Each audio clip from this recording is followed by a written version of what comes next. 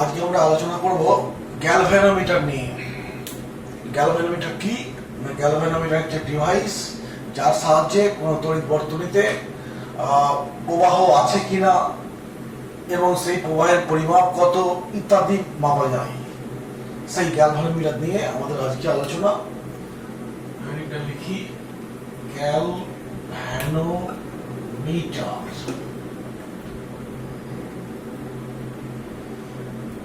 Galvanometer কি বললাম? Galvanometer হচ্ছে একটা ডিভাইস যার সাহায্যে বর্তনীতে প্রবাহের উপস্থিতি এবং প্রবাহ পরিমাপ ইত্যাদি করা যায়। এই গ্যালভানোমিটার মোটামুটি দু রকমের হয়। এক হচ্ছে টাইপস অফ গ্যালভানোমিটার,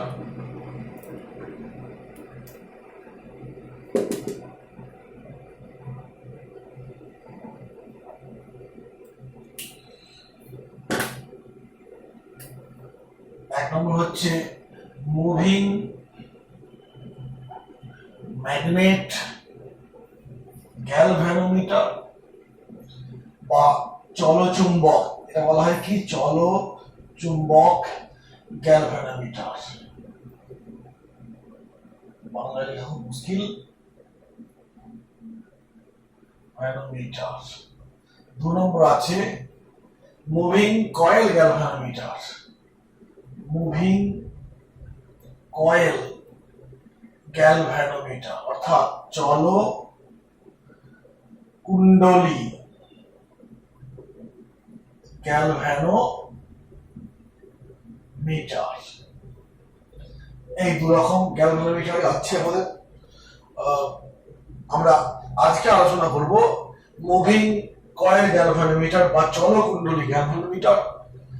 এর উদাহরণ আছে ল্যাবরেটরিতে টি-আর্সেনোভাল গ্যালভানোমিটার, টেবিল গ্যালভানোমিটার ইত্যাদি, বা ওই ওয়েস্টন গ্যালভানোমিটার। এগুলো হচ্ছে সব কি? মুভিং কয়েল গ্যালভানোমিটার বা চল কুণ্ডলী গ্যালভানোমিটার। কি বললাম? এক্সাম্পলে বললাম টেবিল গ্যালভানোমিটার, টেবিল গ্যাল। দু নম্বরে বললাম ওয়েস্টন গ্যালভানোমিটার। তিন নম্বরে বললাম টি-আর্সেনোভাল,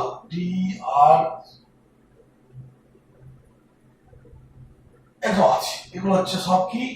মুভিং কয়েল গ্যালভানোমিটার। আর এইখানে মুভিং ম্যাগনেটেরও কিছু এক্সাম্পল আছে। আমি একটা বলছি, যেমন ট্যানজেন্ট গ্যালভানোমিটার। দু নম্বরে আছে হেলমোল্টজ গ্যালভানোমিটার, এসব আছে। তো আমাদের আজকে আলোচনার বিষয় হচ্ছে কি বললাম? চল কুণ্ডলী গ্যালভানোমিটার বা মুভিং কয়েল গ্যালভানোমিটার। আমরা এই গ্যালভানোমিটার সম্পর্কে জানবো। তার মানে কাকে বলে বললাম, গ্যালভানোমিটার কাকে বলা হয়। এবারে যেমন বলছি কি গ্যালভানোমিটারের নীতি, গ্যালভানোমিটার কোন নীতিতে কাজ করে। পরপর হেডিং গুলো করবো। আমি ডিটেলস লিখছি না, শুধু হেডিং গুলো ছেড়ে দেবো।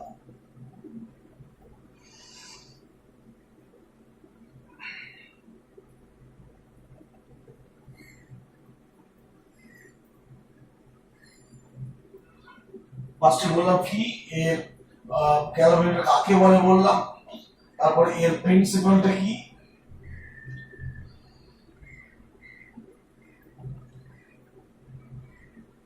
সেটা হচ্ছে যে আমরা আগের ক্লাসে পড়েছি একটা কুণ্ডলীকে, তড়িৎবাহী কুণ্ডলীকে চুম্বক ক্ষেত্রে রাখলে কি হয়, তার মধ্যে একটা টর্ক ক্রিয়াশীল হয়, আর তার জন্য সেই কয়েলটা ওই চুম্বক ক্ষেত্রের মধ্যে আবর্তন করতে থাকে। এটাই হচ্ছে এই চলকুণ্ডলী গ্যালভানোমিটারের মূল নীতি। মুভিং আমরা পড়ছি কি বললাম? Moving coil galvanometer.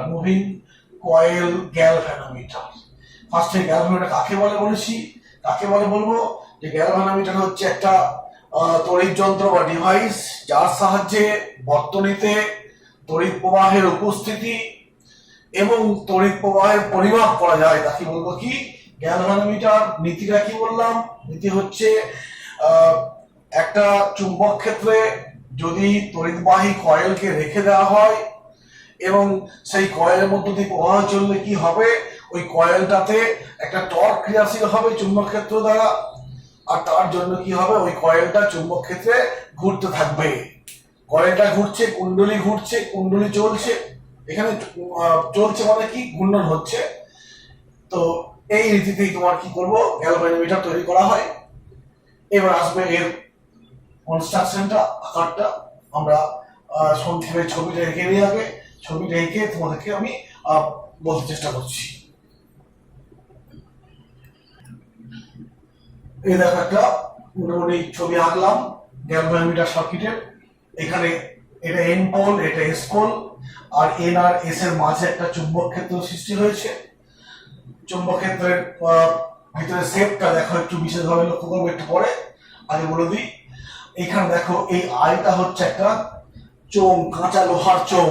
সেই চোঙের গায়ে অ্যালুমিনিয়াম বা তোমার কি বলবো এটাকে, বেতের, অ্যালুমিনিয়াম বা বেতের ফ্রেম লাগিয়ে দেওয়া হয়েছে। এই যে ফ্রেমটা, আয়তাকার ফ্রেম, এই আয়তাকার ফ্রেমটা লাগিয়ে দেওয়া হয়েছে। কার উপরে এই যে একটা চোঙ দেখতে পাচ্ছ, এটা কাঁচা লোহার চোঙ, সফট আয়রন, নিরেট সফট আয়রন একটা। তো এইখানে যে এতখানি গ্যাপ সৃষ্টি হয়েছে এই চুম্বক ক্ষেত্রের মাঝে, এতখানি গ্যাপ থাকে না। আমাদের স্টাডি করার জন্য, সুবিধার জন্য গ্যাপটা রেখে দিয়েছি। ওটা এমন করা হয় কি না, এইখানটা দেখো এরম দেখবো, অ্যাকচুয়ালি ঠিক এরম গ্যাপ, অর্থাৎ এই গ্যাপটা কেমন, সিলিন্ড্রিক্যাল, পুরো মানে এরকম একটা মানে বৃত্তাকার ধরে নিচ্ছি, আর এই ভিতরটা পুরো সিলিন্ড্রিক্যাল গ্যাপ হয়ে আছে। সেই গ্যাপের মধ্যে আমি এই কাঁচা লোহার চোঙটা রেখেছি, চোঙের উপরে একটা ফ্রেম জড়িয়েছি, আর সেই ফ্রেমের মধ্যে তামার তারকে আমি কুণ্ডলী হিসাবে অসংখ্য পাকে জড়িয়েছি। সেই পাকের একদিকের প্রান্তটা দেখো ব্যাটারি একটা প্রান্ত যুক্ত করা হয়েছে, আর অন্য প্রান্তটা এসে দেখো অন্য যুক্ত করা হয়েছে। এখানে ছবিটা একটুখানি পাল্টে দাও, এই করে দাও, হলো। আর কি হয়েছে না, এইখানে দেখো একটা শক্ত তারের সাহায্যে এইখানে স্প্রিং, এগুলো বলে হেয়ার স্প্রিং বলা হয়। কি বলা হয়, হেয়ার স্প্রিং, মানে স্প্রিংটা শেপটা ঠিক এরকম, সেই স্পাইরাল টাইপের শেপ। তো এই স্প্রিং এর একটা অংশ এই কুণ্ডলীটাকে যে ঝুলিয়ে, তারের সাহায্যে ঝুলিয়েছি, তার সঙ্গে যোগ করেছি। আর অন্য প্রান্তটা, এই প্রান্তটা আমি পুরো একটা ফিক্স অবলম্বনের সঙ্গে যোগ করা হয়েছে। ঠিক আছে, ঠিক এদিকেও দেখো এই তারটার এই প্রান্তটা যেখান থেকে যাচ্ছে সাবস্ক্রিপ্টে, সেখানে যুক্ত করেছি হেয়ার স্প্রিং এর দেখা এক জায়গাতে, আর অন্য প্রান্তটা একটা ফিক্স এন্ডে যোগ করা হয়েছে, এটা ফিক্সড ফ্রেমের সঙ্গে আছে। জাস্ট দেখাচ্ছি, ফ্রেমটা বড় আকারে আছে। এই হলো ব্যবস্থা। তো বললাম এন পোল, এস পোল। এখানে কি হচ্ছে, চুম্বক ক্ষেত্র সৃষ্টি হচ্ছে। অ্যাকচুয়ালি কি হয় দেখো, আমি প্রিন্সিপাল বলেছি, এবার বললাম ডিজাইন বা ডেসক্রিপশন বলবো, ডেসক্রিপশন এন্ড কি বলবো এটাকে, ডেসক্রিপশন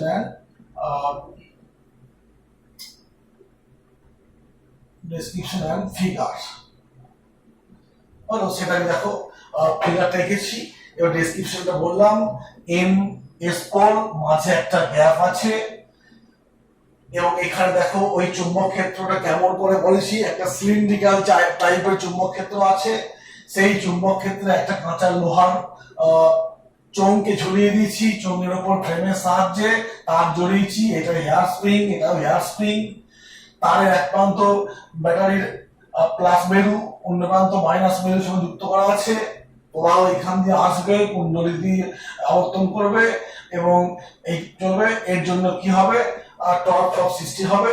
এইখানে দেখো একটা স্কেলিং করা আছে, একটা কাঁটা, এই তারের সঙ্গে একটা কাঁটা যোগ করেছি। যদি কুণ্ডলীটা ঘোরে তাহলে কাঁটাটাও কি হবে, এই বিভিন্ন পথে ঘুরবে। এই হলো ব্যবস্থা।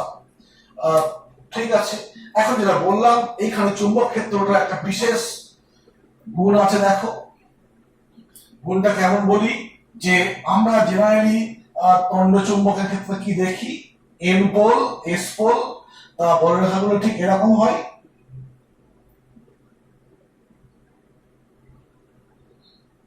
এরকম স্ট্রেট লাইন হয়, কিন্তু এইখানে বলরেখাগুলো একটু বিশেষ আকারের হবে। এবং সেই অবস্থায় চুম্বক ক্ষেত্রকে বলবো রেডিয়াল ম্যাগনেটিক ফিল্ড। ব্যাপারটা বলি আগে। তো আমি যদি টপ ভিউ করি, টপ ভিউ অর্থাৎ আমি ওপর থেকে দেখছি, এইখান থেকে চোখ রেখে দেখছি, এইখান থেকে চোখ রেখে কি দেখবো, আমি দেখবো যে ঠিক এরকম একটা অংশ সৃষ্টি হয়েছে।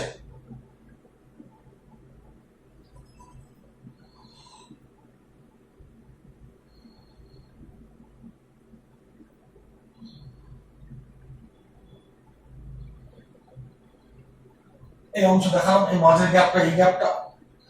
তো এইখানে আমি চোঙটাকে ঠিক এরকম একটা বৃত্তাকার পাটে দেখতে পাচ্ছি। চোঙটাকে, এটা এন পোল, এটা এস পোল। তো কি হবে না, বর্ণরেখাগুলো ধরো এখান থেকে বার হবে, দিয়ে এইখান দিয়ে যাবে, এটা গ্যাপটা দিয়ে গেল, এটা লোহার অংশ, এখান দিয়ে বেরিয়ে বেরিয়ে গিয়ে এই চলে গেল। ঠিক আছে, ঠিক একইভাবে ধরো এইখান থেকে একটা গেল, এই পথ দিয়ে গিয়ে এই গেল বেরিয়ে, এই একটা গেল এরকম করে গিয়ে এই বেরিয়ে গেল। স্ট্রেট লাইন হয়েছে, হ্যাঁ হয়েছে। এই একটা গেল দিয়ে এইখান থেকে কি হলো, এটা আবার এইখান দিয়ে চলে গেল। ঠিক এরকম ভাবেই হচ্ছে। আরেকটা কি, আরেকটা ধরো এরকম আছে, যেটা এইখান দিয়ে গিয়ে এই হলো।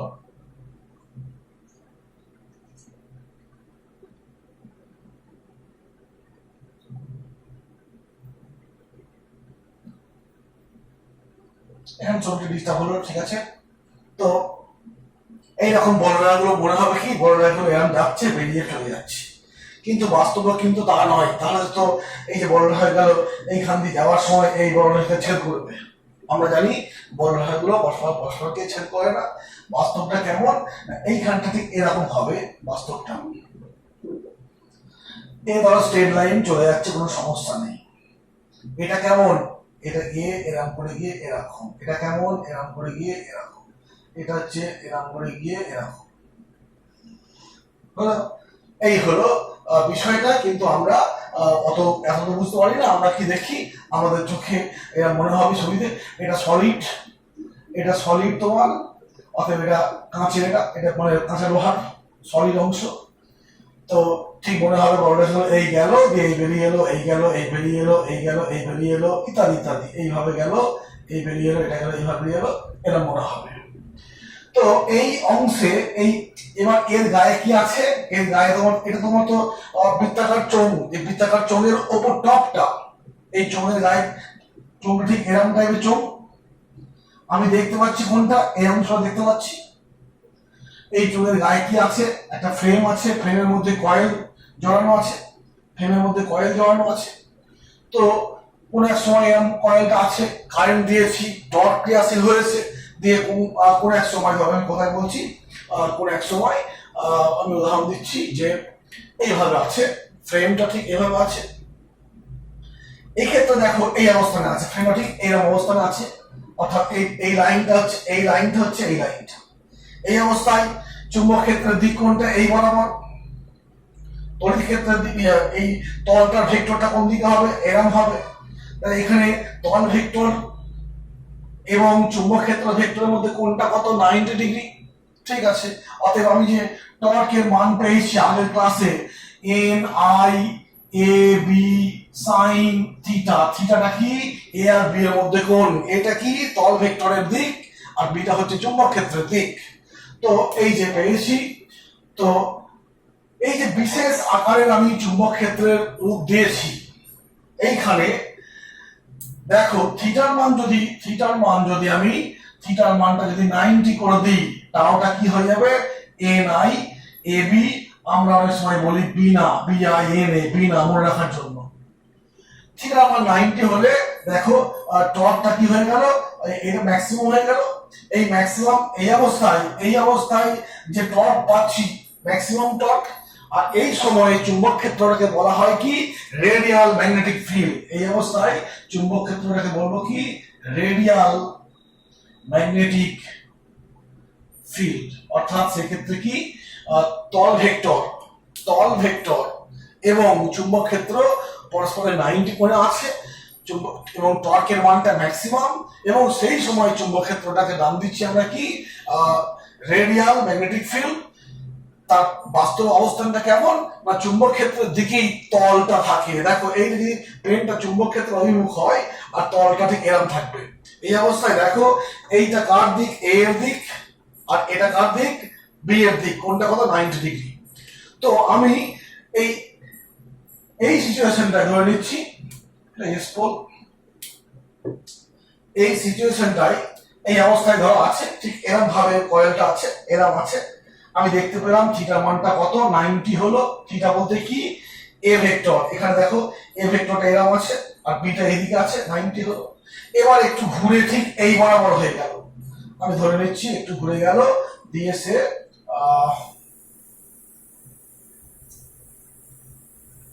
এই বরাবর এসে গেছে। যখন এই বরাবর আসবে চুম্বক ক্ষেত্র তো এইদিকে, এইটা আমার এই বরাবর, এই অবস্থায় তলটা ঠিক এইরকম হয়ে যাবে। আর যখন তলটা ঘুরে গেল তখন এটা ঘুরে যাবে, তখন কোনটা কত হবে, কোণের মানটা কত হবে 90। এই করতে করতে যখন আবার সে আরো ঘুরে গেল, এরকম হয়ে গেল। এক্ষেত্রে দেখো চুম্বক ক্ষেত্র তো এই বরাবর, হিসেব মতো চুম্বক ক্ষেত্র এই বরাবর, তল ভেক্টরের মধ্যে কোণটা কত 90। অর্থাৎ এই যে আমি বিশেষ আকারের চুম্বক ক্ষেত্র করলাম, এইখানে দেখো যে টর্কের মান পাচ্ছি, সেই টর্কের মানে কিন্তু থিটার মানটা সব সময় কি 90। অতএব টর্ক কিন্তু টর্ক থিটা, টর্কের মান থিটা নিরপেক্ষ হয়ে যাচ্ছে। থিটা নিরপেক্ষ হয়ে যাচ্ছে কেন না, সব ক্ষেত্রে থিটার মান 90 মানে sin থিটা 1। অতএব সব সময় টাউয়ের মানটা কত হচ্ছে, BI/NA। এই জন্য আমি এই রকম শেপের, এই যে এরকম শেপের আমি চুম্বক ক্ষেত্র করার চেষ্টা করেছি। যদি আবার একবার রিপিট করে ভিডিওটা দেখবে, দিয়ে এই জিনিসটা যা বললাম সেটাকে আবার একবার স্টাডি করবে। অর্থাৎ প্রিন্সিপাল দুটো, একটা প্রিন্সিপাল কি বললাম মনে করে দেখো, একটা প্রিন্সিপাল বললাম যে চুম্বক ক্ষেত্রে কুণ্ডলীকে রেখে কুণ্ডলীর মধ্য দিয়ে প্রবাহ চললে টর্ক ক্রিয়াশীল হয়, এবং সেটা হচ্ছে এই গ্যালভানোমিটারের 1 নম্বর নীতি। 2 নম্বর নীতিটা কি, টর্ক যে ক্রিয়াশীল হয়েছিল সেই টর্কটা দেখো থিটা ডিপেন্ডেন্ট ছিল। থিটার মান কখনো 0, কখনো 45, বাড়তে বাড়তে 90, আবার এর চলছে। তো আমি যদি এইরকম ভাবে ম্যাগনেটিক ফিল্ডটাকে সেট আপ করি, যার নাম কি বললাম, রেডিয়াল ম্যাগনেটিক ফিল্ড। অর্থাৎ 2 নম্বর প্রিন্সিপালটা কি, ম্যাগনেটিক ফিল্ডটা হতে হবে কি রেডিয়াল। রেডিয়াল ফিল্ড মানে কি, কনসেপ্টটা বললাম, যখন থিটার মান 90 হয়ে যায় আর সেই সময় টর্কের মান ম্যাক্সিমাম। আর সেটা সম্ভব হয় কখন, যখন কুণ্ডলীর তলের অবিলম্ব এবং চুম্বক ক্ষেত্রের মধ্যে কোণটা কত 90 ডিগ্রি, বা কুণ্ডলীর তল, এটা কুণ্ডলীর তল চুম্বক ক্ষেত্র বরাবর থাকে, সেই ক্ষেত্রেও কিন্তু এই ভেক্টরটা কোণটা 90 হচ্ছে। তো এই অবস্থায় ম্যাগনেটিক ফিল্ডটাকে বলো রেডিয়াল ম্যাগনেটিক ফিল্ড। ওই জন্য দুটো নীতি বললাম, একটা হচ্ছে কি চুম্বক ক্ষেত্রকে রেডিয়াল হতে হবে, 2 নম্বর বললাম কি নীতিটা হচ্ছে একটা কয়েলকে চুম্বক ক্ষেত্রে রেখে দিয়ে আমি প্রবাহ পাঠাবো, টর্ক সৃষ্টি হবে। এটা হচ্ছে 2 নম্বর নীতি বললাম, ডেসক্রিপশন বললাম। এবার ওয়ার্কিং বলছি, ওয়ার্কিং তো অনেকটা বলা হয়ে গেছে, তবু বলছে একবার দেখো, এই মাছটা মুছে দিলাম।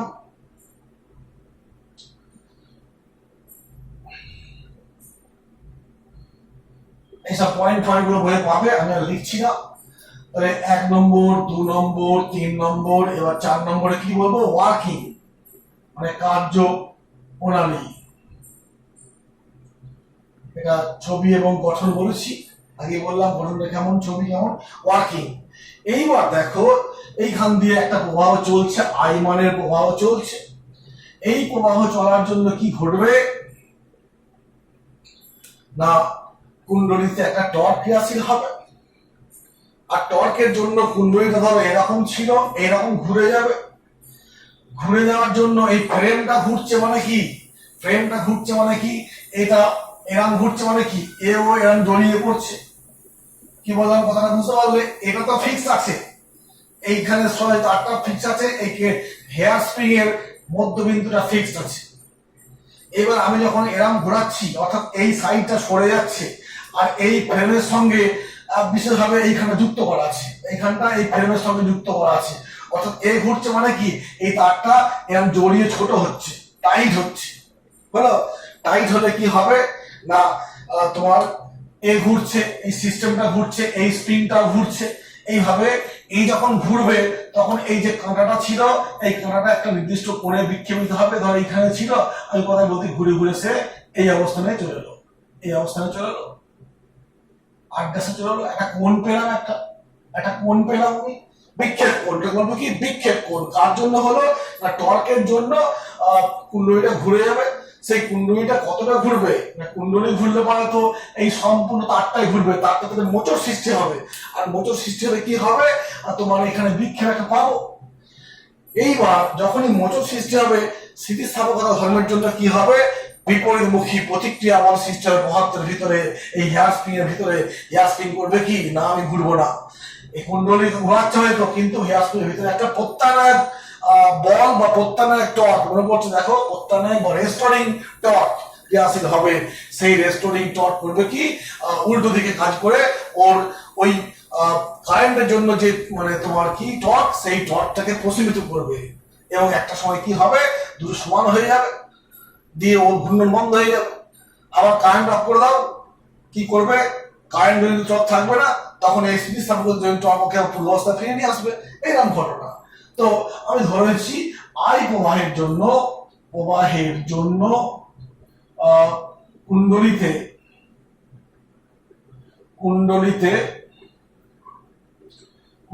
ধরো টর্ক টাউ সমান কি হবে, কুণ্ডলীতে টর্ক টাউ সমান কি হবে না BINA সাইন থিটা, এখানে সাইন 90, এখানে থিটা হচ্ছে সমান 90। কেন না বলেছি রেডিয়াল ম্যাগনেটিক ফিল্ডের কথা একটু বলেছি, অর্থাৎ টাউ এর মানটা পাচ্ছি কি বিনা।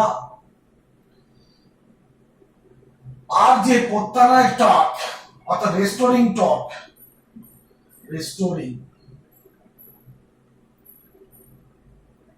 এটাকে আমি টাউ ড্যাশ বললাম।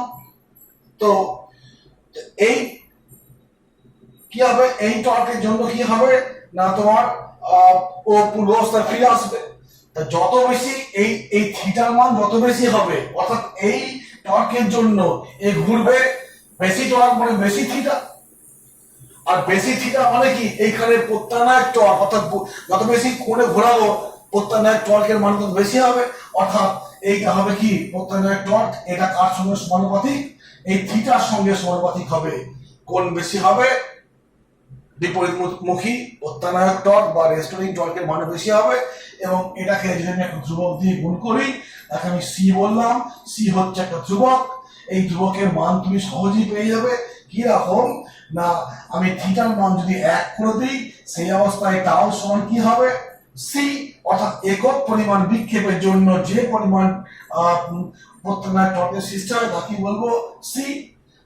একক বিক্ষেপের জন্য প্রত্যানায়ক টর্ক এটা, অর্থাৎ এই টর্কটা আর এই টর্ক যখন সমান হয়ে যাবে তখন কি হবে কুণ্ডলী আর ঘুরতে পারবে না, একটা জায়গায় স্থির হয়ে যাবে।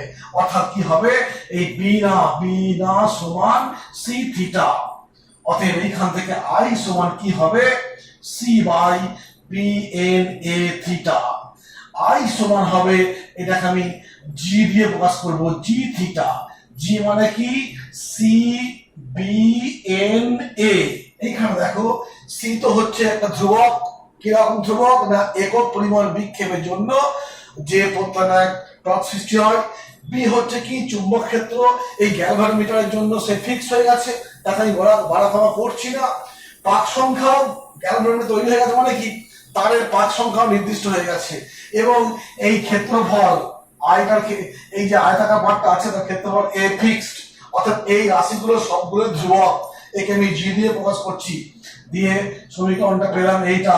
এইখানে এই জি কে বলবো কি গ্যালভানোমিটার কনস্ট্যান্ট বা গ্যাল কনস্ট্যান্ট বলে চালিয়ে দিলাম, গ্যালভানোমিটার কনস্ট্যান্ট। এবং দেখতে পাচ্ছি যে আই সমানুপাতিক থিটা, অর্থাৎ যত বেশি কারেন্ট দেবো তত বেশি বিক্ষেপ হবে, কারেন্ট কমাবো বিক্ষেপ কম হবে।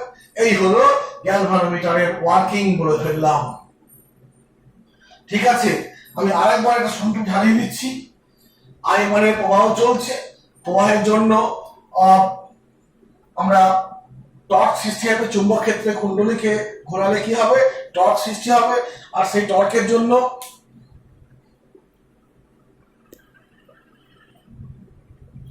আবার বলছি কার্যপ্রণালীটাকে কুণ্ডলীকে আমি চুম্বক ক্ষেত্রে রেখেছি, এখন ওর মধ্য দিয়ে প্রবাহ চললে কি হবে কুণ্ডলিতে একটা টর্ক সৃষ্টি হয়ে কুণ্ডলীকে ঘোরাবে। ধরছি আই মানের প্রবাহ চলছে কোন এক সময়, আই মানের প্রবাহের জন্য উৎপন্ন টর্ক হচ্ছে এটা। এখানে থিটার মান 90 বলেছি। থিটা বলতে কোনটা, ওই এ আর বি এর মধ্যে যে কোণ, রেডিয়াল ম্যাগনেটিক ফিল্ডের কনসেপ্টটা বললাম। আর সেখান থেকে 90 হলে টর্কের মান এটা পেলাম, এটাই ম্যাক্সিমাম টর্ক। এবং এটা আরো বললাম যে ও যখন এরকম পাক খাবে যে কোনো অবস্থায় টর্কের মানটা কি হয়, বি না BINA। কারণ যে কোনো অবস্থায় দেখো, আমি যে ওই রেডিয়ালের কথাটা বললাম ওই অংশটা আরেকবার খোঁজ করে দেখবে এবং সেখানে দেখবে যে প্রত্যেক ক্ষেত্রেই তোমার চুম্বক ক্ষেত্রের দিক আর তল ভেক্টরের দিকের মান 90 হচ্ছে, কোণের মানটা কত 90, অতএব 90 মানে sin 90 তোমার 1, অতএব টর্কের মান সব অবস্থান হচ্ছে এইটা। এই টর্কের জন্য কি হবে, এই কুণ্ডলীটা এরকম ঘুরে যাবে। যখনই ঘুরবে এই কুণ্ডলীর সঙ্গে এই অংশটা, এই হেয়ার স্প্রিং এর এই প্রান্তটা ফিক্স করা আছে, তাহলে এ যাচ্ছে মানে কি এও এরকম জড়িয়ে যাচ্ছে, অর্থাৎ স্প্রিংটা কি হবে, ছোট হচ্ছে। স্প্রিংটা ছোট হচ্ছে। একইভাবে এই দিকে এরম ঘুরছে মানে কি, এই যে কাঁটাটা আমি কথা বলছি, কাঁটাটা এরম ছিল, সেই কাঁটাটা এরম পুরো ঘুরে এক সমস্ত আরেক অবস্থায় যাবে। কারণ এই তারটাও ঘুরবে, এই স্প্রিংটাও কি হবে, ছোট হবে। দিয়ে তোমার কি হবে, এইখানে ফিক্স আছে, এই ঘুরবে একটা নির্দিষ্ট কোণে কি হবে, বিক্ষেপ হচ্ছে। অর্থাৎ এই যে স্প্রিংটা বা এই তারটা বা কুণ্ডলীটা একটা থিটা কোণে বিক্ষেপ হলো। এখন স্থিতিস্থাপকতা ধর্মের জন্য এই যখন এই কুণ্ডলী বা এই স্প্রিং কি হবে, যুক্ত মানে সংকুচিত হবে, সংকুচিত হলে মানে কি হবে, ওর মধ্যে প্রত্যানয়ন বল সৃষ্টি হবে বা প্রত্যানয়ন টর্ক সৃষ্টি হবে। সেই টর্ক করবে কি, ওকে পূর্ব অবস্থায় ফিরে আনতে চাইবে, উল্টো দিকে কাজ করবে। আমার যে মানে কারেন্ট জনিত টর্কের উল্টো দিকে প্রত্যানয়ন টর্ক সৃষ্টি হবে এবং দুখানা টর্ক যখন সমান হয়ে যাবে তখন কুণ্ডলীর ঘূর্ণন থেমে যাবে। তো সেই অবস্থায় কি হবে, এই জিনিসটা বলেছি। এখন এটা হচ্ছে কারেন্ট জনিত টর্ক আর এটা হচ্ছে প্রত্যানয়ন টর্ক। এই কনসেপ্টটা কি হবে, এরকম দেখো, এইখান থেকে বলেছি যত বেশি আমি ঘোরাবো, অর্থাৎ কুণ্ডলীতে যত বেশি পাক সৃষ্টি হবে, প্রত্যানয়ন বলের মানটা বেশি হবে। অর্থাৎ যত বেশি থিটা কোণে বেশি ঘুরবে, থিটার মান বাড়বে, ও টর্কের মানও কি বাড়বে। এবং এই টর্ক এবং কোণ থিটা, এই কোণ থিটা, এখানে থিটা বলতে কোনটা, এই যে তারের বিক্ষেপ, কুণ্ডলীর স্বাভাবিক অবস্থাতে যে বিক্ষেপ হচ্ছে সেই কোণটা এখানে স্কেলিং করা থাকবে, গ্যালভানোমিটার এখানে স্কেলিং করা থাকবে, কত কোণে ঘুরছে তুমি বুঝতে পারবে। আর সেই কোণ থেকে আমি কারেন্টের মান পেয়ে যাব। তো এইখানে কোণে দেখো, এইখানে যদি কোণের মান বসাই আমি কারেন্টের মান পেয়ে যাবো, কারেন্ট মারতে পারবো। যাক, তো এটা সমানুপাতিক হবে, এটা সমান ধ্রুবক দিক গুণ করলাম, সমানুপাতিক ধ্রুবক। এই সি এর মানটা কিভাবে নির্ণয় করবো, থিটার মান যদি 1 করে দিই, অর্থাৎ একক পরিমাণ ঘূর্ণন ঘটালে পরে কুণ্ডলীতে যে পরিমাণ প্রত্যানয়ন টর্কের সৃষ্টি হয় এর মান একক, মানে এটা, অতএব টাউ ব্যাস সমান সি। একক ডিফ্লেকশনের জন্য কুণ্ডলীতে যে মানের কি হবে টর্ক সৃষ্টি হবে তাকে বলবো সি। এটা হচ্ছে একক বিক্ষেপের জন্য উৎপন্ন টর্ক। অতএব এই টর্ক আর এই টর্ককে সমান করে দিচ্ছি, এই জিনিসটা পেয়েছি, এইখান থেকে আমি আই পেয়ে যাচ্ছি। এই পার্টটাকে আমি জি ধরেছি, অর্থাৎ আই সমান জি থিটা। এখন জি হচ্ছে দেখো CBNA, এটা সবটাই এই গ্যালভানোমিটারের বিভিন্ন ডিজাইনের উপর নির্ভর করবে। ডিজাইন মানে ওর ক্ষেত্রফল কত, ওর চুম্বক ক্ষেত্রের মানটা কত, কিংবা পাক সংখ্যা কত আছে, বা স্প্রিং এর একক পরিমাণ বিক্ষেপের জন্য কতখানি প্রত্যানয়ন টর্ক সৃষ্টি হয়, এগুলো সব গ্যালভানোমিটারের উপর ডিপেন্ড করে। তাই জি কে, এই রাশিটাকে জি ধরছি এবং জি কে বলেছি গ্যালভানোমিটার কনস্ট্যান্ট, এবং সেখান থেকে আই সমান এটা জি থিটা এবং জি ধ্রুবক, অর্থাৎ আই সমানুপাতিক থিটা। অর্থাৎ কারেন্ট বেশি হবে, থিটার মান বেশি হবে, হলো।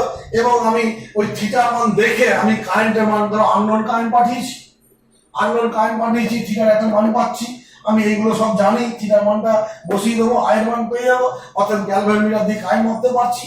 এই হলো এর নীতি, মোটামুটি আমরা পেয়ে গেলাম। এইবার এখানে আর দুটো জিনিস জানতে হবে, সেটা হচ্ছে গ্যালভানোমিটার সেনসিটিভিটি বা সুবেদিতা। গ্যালভানোমিটার সেনসিটিভিটি বা সুবেদিতা।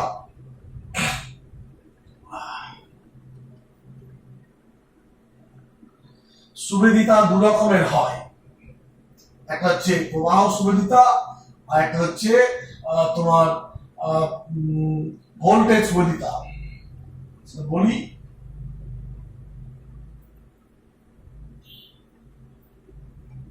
আমরা কি পেলাম, আই সমান জি থিটা, আর জি মানে কি C by B N A, C by B N A, যেটা হচ্ছে গ্যালভানোমিটার কনস্ট্যান্ট, এই রাশিটা পেয়েছি, এই পেয়েছি, এবং এখান থেকে আই সমানুপাতিক থিটা পেয়েছি। আই এর মান বাড়াবো, থিটার মান বেশি হবে, বেশি আই বেশি থিটা, এই হলো কথা। এখন সুবেদিতা সুবেদিতা সুবেদিতা বা সেনজিটিভিটি, গ্যালভানোমিটারের সুবেদিতা বা সেনজিটিভিটি। এক নম্বর হচ্ছে কারেন্ট সুবেদিতা বা প্রবাহ সেনজিটিভিটি, কারেন্ট সেনজিটিভিটি, বাংলায় বলবো প্রবাহ সুবেদিতা। দু নম্বর ভোল্টেজ সেনজিটিভিটি, ভোল্টেজ সেনজিটিভিটি বা বিভব সুবেদিতা, বিভব সুবেদিতা। সুবেদিতা বা সেনজিটিভিটি মানে কি না কত ভালো কাজ করে, সেটা কথা বলছি। তো কারেন্ট সেনজিটিভিটি মানে কি না কম কারেন্টের জন্য সে কতখানি ভালো কাজ করবে, আর ভালো কাজ হওয়ার মানে কি এই গ্যালভানোমিটারের ক্ষেত্রে কম কারেন্ট যদি বেশি বিক্ষেপ হয় তাহলে আমার মেজারমেন্টের ত্রুটি কম হবে, হলো জিনিসটা। অর্থাৎ এই সুবেদিতাকে এক কথায় বলবো কি, সুবেদিতা, কারেন্ট সুবেদিতা মানে কি deflection angle per unit current, অর্থাৎ একক পরিমাণ প্রবাহের জন্য গ্যালভানোমিটারে কয়েল যে পরিমাণ করে ডিফ্লেকশন বা বিক্ষেপিত হয় তাকে বলবো কি তোমার প্রবাহ সুবেদিতা, প্রবাহ সুবেদিতা। এই পেলাম। আমি এবার এই প্রবাহ সুবেদিতার সংজ্ঞাটা বলছি যে একক পরিমাণ প্রবাহের জন্য, একক প্রবাহের জন্য কুণ্ডলীর বিক্ষেপকে, বিক্ষেপ মানে বিক্ষেপ কোণ, বিক্ষেপ কোণকে, বিক্ষেপ কোণ একক পরিমাণ কুণ্ডলীর কুণ্ডলী কুণ্ডলী একক প্রবাহের জন্য কুণ্ডলী যে বিক্ষেপ কোণ উৎপন্ন করে তাকে প্রবাহ সুবেদিতা বলে। একক পরিমাণের জন্য এটা প্রবাহ সুবেদিতা বলে। তো এর ধরো এটাকে আমি প্রবাহ সুবেদিতাকে আমি প্রবাহ সুবেদিতা, এটাকে আমি প্রবাহ সুবেদিতা দিয়ে আমি এইখানটাতে আইএস দিয়ে প্রকাশ করলাম, কারেন্ট সেনজিটিভিটি। আই মানে কারেন্ট, এস মানে সেনজিটিভিটি দিয়ে প্রকাশ করলাম বলে। অতএব আইএস সমান থিটা বাই আই, অর্থাৎ আই কারেন্টের জন্য যদি থিটা পরিমাণ বিক্ষেপ হয় একক কারেন্টের জন্য কত হবে, theta by I.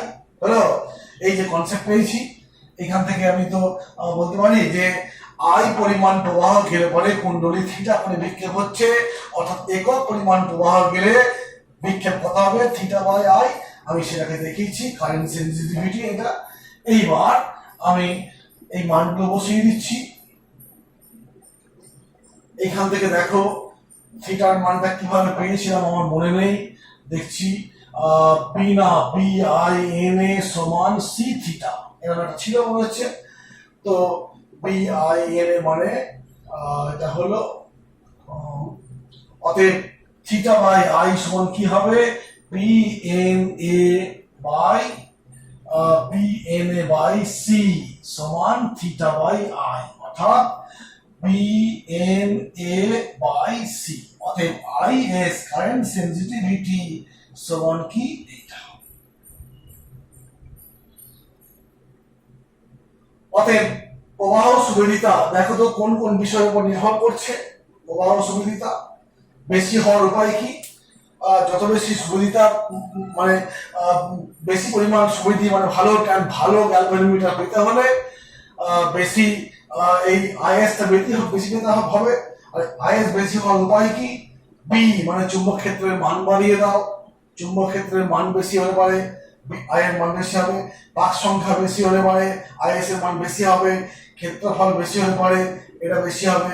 C C মানে মনে করছে সি মানে কি বলেছিলাম যে একক পরিমাণ বিক্ষেপের জন্য কি বলবো যে পরিমাণ টর্ক উৎপন্ন হয় হলো তাকে বলবো কি তোমার এই সি বলা হচ্ছিল একক। এই যে আমরা বলেছিলাম মনে পড়ে দেখো একটু আসামি করছি যে টাউ ড্যাশ সমানুপাতিক থিটা ছিল আর টাউ ড্যাশ সমান সি থিটা। অতএব তোমার থিটার মান যদি 1 করে দেওয়া হয় তখন টাউ ড্যাশ সমান সি, অর্থাৎ একক পরিমাণ বিক্ষেপের জন্য যে প্রত্যানায়ক টর্ক সৃষ্টি হচ্ছে। এবং একক বিক্ষেপের জন্য এই টর্কের মান বেশি হবে কখন? যদি সফট আয়রন হয়, স্প্রিংটা যদি সফট হয়, বেশি হার্ড হলে হবে না।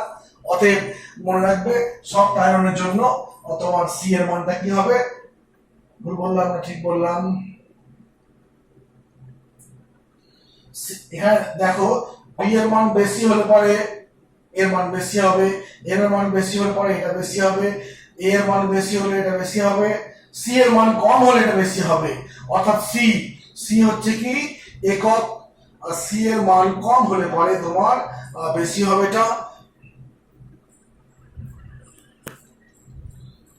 তো এইখানে দেখো এইটা হচ্ছে প্রত্যায়ন। এটা বললাম যে থিটার মান বেশি হলে পরে প্রত্যায়নের টর্কের মান বেশি হবে এবং সমানুপাতিক ধ্রুবক সি। এই সিটা কি বললাম যে একক বিক্ষেপের জন্য যে পরিমাণ প্রত্যায়নের বল। এখন প্রত্যায়নের টর্ক সৃষ্টি হয়। একক বিক্ষেপের জন্য প্রত্যায়নের টর্কের মান যদি বেশি হয় সি এর মান বেশি হবে, আর প্রত্যায়নের টর্কের মান কম হলে সি এর মান কম হবে। আর সি এর মান কম হওয়া মানে কি কারেন্ট সেনজিটিভিটি বেড়ে যাবে। এখন প্রত্যায়নের টর্কের মান কম হলে সি এর মান কম হবে। প্রত্যায়নের টর্কের মান কোন ক্ষেত্রে কম হয় না সফট আয়রনের বা ফসফর বন্ড বলে একটা পদার্থ আছে, কিংবা সব মানে খুব সরু হতে হবে তারটা, সেগুলোর ক্ষেত্রে তোমার কি হবে যেগুলো খুব নরম লোহা বা এরকম যদি তৈরি স্প্রিং দিতে হবে, সেক্ষেত্রে তোমার কি হবে ওই সি এর মানটা কম হবে, টর্কের মান প্রত্যায়নের টর্কের মান কম হবে, সহজেই বিক্ষেপটা হবে। বিক্ষেপ বেশি হওয়া মানে সেনজিটিভিটি বেশি হওয়া, অতএব কারেন্ট সেনজিটিভিটি বেশি হবে। এই হলো কোন কোন বিষয়ের উপর নির্ভর করে বললাম। কারেন্ট সেনজিটিভিটি বলে দিচ্ছি শুনে নাও যে চুম্বক ক্ষেত্রের মান বাড়ালে পারে সেনজিটিভ বাড়বে, পাক সংখ্যা বাড়িয়ে দিলে পারে বাড়বে, ক্ষেত্রফল বাড়ালে পারে বাড়বে, সি এর মান কম হলে পারে বাড়বে, বেশি হলে কিন্তু কমে যাবে। এই হলো প্রবাহ সুবিদিতা। এবার আসবে ভোল্টেজ সুবিদিতা। এবার যেটা বলবো ভোল্টেজ সুবিদিতা।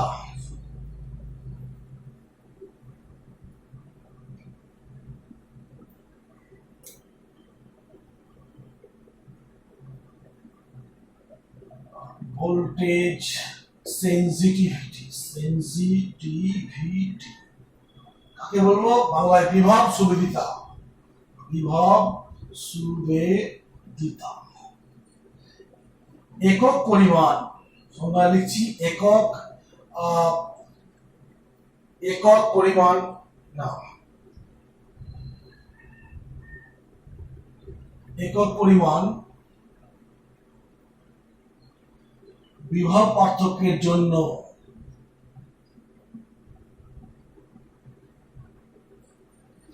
কুণ্ডলীতে যে পরিমাণ বিক্ষেপ কোণ সৃষ্টি হয় তাকে বিভব সুবিদিতা বা ভিএস বলে। ভিএস ওটা ছিল আইএস বলেছি, আই মানে কারেন্ট, এস মানে সেন্সিটিভিটি, আর ভি মানে বিভব বা বিভব পার্থক্য। আর অতএব তো এইখান থেকে দেখো ভিএস সমান কি বলবো, থিটা বাই ভি। তো আমি এইভাবে বলতে পারি, থিটা লিখলাম, ভি মানে তো আইআর, আর এইখান থেকে দেখো সমান দিচ্ছি ভিএস সমান 1/r লিখলাম, থিটা বাই আগে আই দেখো আগেই পেয়েছি, এটা আর 1/r, এইটা মানে কি বলো দেখি, আইএস। অতএব ভোল্টেজ সুবিধিতা আর কারেন্ট সুবিধার মধ্যে সম্পর্ক পেয়ে গেছি। আবার এইখান থেকে আমি আরেকটা জিনিস পাবো, ভিএস সমান 1/r, থিটা বাই আই মানে কি, BMAC। এই হলো ভিএস এর রাশিমালা, আর ভিএস এর সঙ্গে আইএস এর সম্পর্ক দেখো পেয়ে যাচ্ছি। অতএব ভোল্টেজ সুবিধিতা যে টার্মগুলোর উপরে, এটা ছিল কি আইএস ছিল, এখানে আমি আইএস বলে দিচ্ছি এটাকে।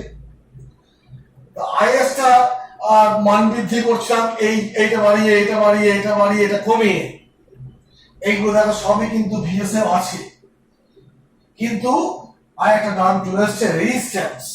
রেজিস্ট্যান্স কমালে পরে কি হবে, ভিএস বাড়বে। এখন প্রশ্ন হচ্ছে রেজিস্ট্যান্স কমাবো কি করে? রেজিস্ট্যান্স কমানো মানে কি, তারের দৈর্ঘ্য কমিয়ে দাও, আর তারের দৈর্ঘ্য কমালে কি হবে, রোধ কমে যাবে, ঠিক কথা। কিন্তু তারের দৈর্ঘ্য কমালে কি হবে, পাক সংখ্যা তো ছোট হয়ে যাবে, কম হয়ে যাবে, তার যত বেশি তার হবে তত বেশি পাক সংখ্যা বেশি হবে, অতএব মুশকিল হয়ে পড়লো। তুমি যদি ভোল্টেজ সেন্সিটিভিটি ঠিক রেখে, সরি কারেন্ট সেন্সিটিভিটি ঠিক রেখে ভোল্টেজ সেন্সিটিভিটি বাড়াবে, তুমি দেখতে গেলে যে আমি এইখানে দেখতে পাচ্ছি এই পাঁচটা শব্দে কি কারেন্ট সেন্সিটিভিটি, অতএব একে আমি স্থির রাখছি, যেমন আছে তেমন থাক, আমি ওটা কমাবো না।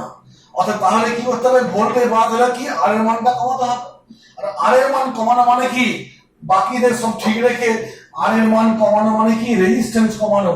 রেজিস্ট্যান্স কমানোর উপায় কি, তারের দৈর্ঘ্য কমিয়ে দাও, আর তারের দৈর্ঘ্য কমালে কি হবে, এন কমে যাবে, তখন কারেন্ট সেন্সিটিভিটি কমে যাবে, আলটিমেট ভোল্টেজ কমে যাবে, হলো।